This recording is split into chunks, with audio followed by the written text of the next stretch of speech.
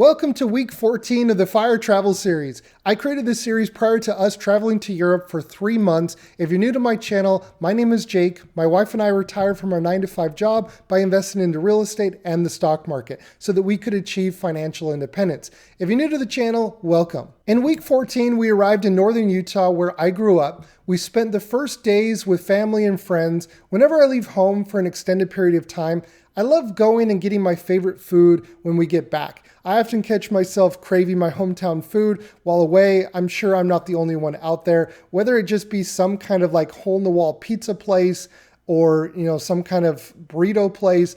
I just, the spin or the take that, this restaurant or this place has on making the food, I just crave it and I absolutely love it. It always reminds me of home, and so I always got to go get my favorite food. But one of my favorite things to do in the summer here in Utah is to drive to Bear Lake. Bear Lake is on the border of Utah and Idaho. Bear Lake is a great place to get away and to relax. And, speaking of food, they have incredible food there as well. And also throughout the year, if you go in the fall, my favorite time to go is in the fall where the leaves, change colors. It's beautiful. You think that, New England has, the best, only the only place with beautiful fall tree colors.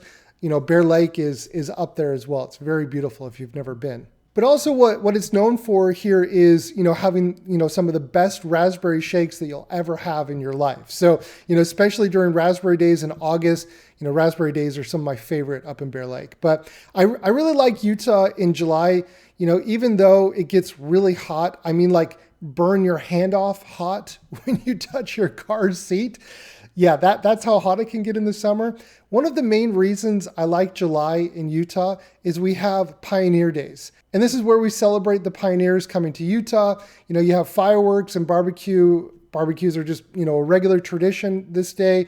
And also July is when I celebrate being 1 year older and hopefully, 1 year wiser. But more on that in next week's video.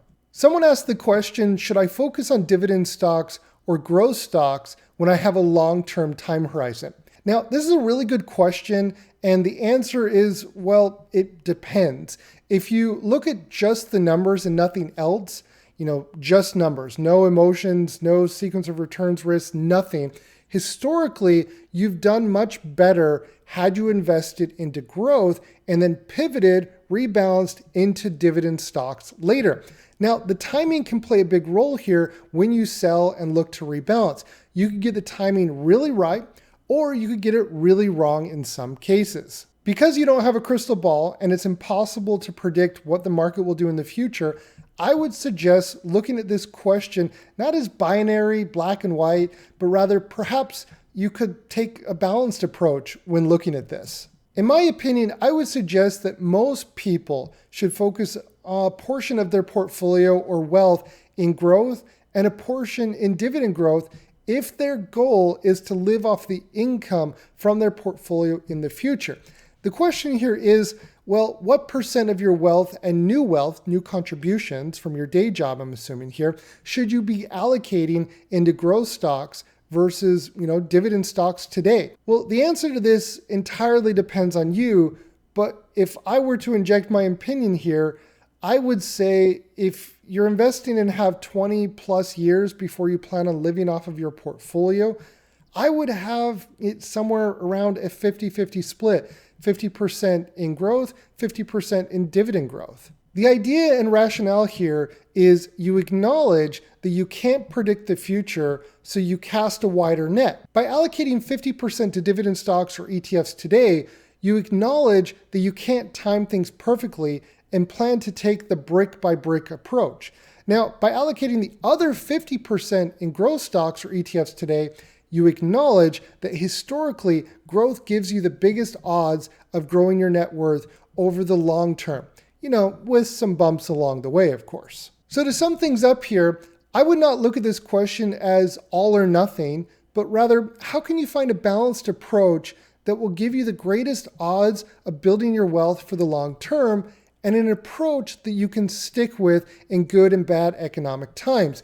And it's important to understand a lot of people, when they're answering this question, they merely look at just, the historical charts and say, hey, look, the math is this, therefore just choose this, obviously. Emotions play a significant role in one's ability to stay the course. And, if you're managing your own portfolio, or if you have an advisor, if you have somebody helping you do it, emotions can play a role. And it's easier said than done to stay the course when you see the market crashing and you're seeing all the headlines that this is the end and this time it's different, right? It's different this time. So I would just say, as you're projecting and looking into the future and planning out your strategy and how you're going to build wealth in the market, to not underestimate the power that emotions can have on your total returns over time, because the worst thing that you can do is emotionally sell at the bottom, and then a week later, the market recovers and you get left behind, because that happens every single time the market corrects, the market crashes, emotions take over.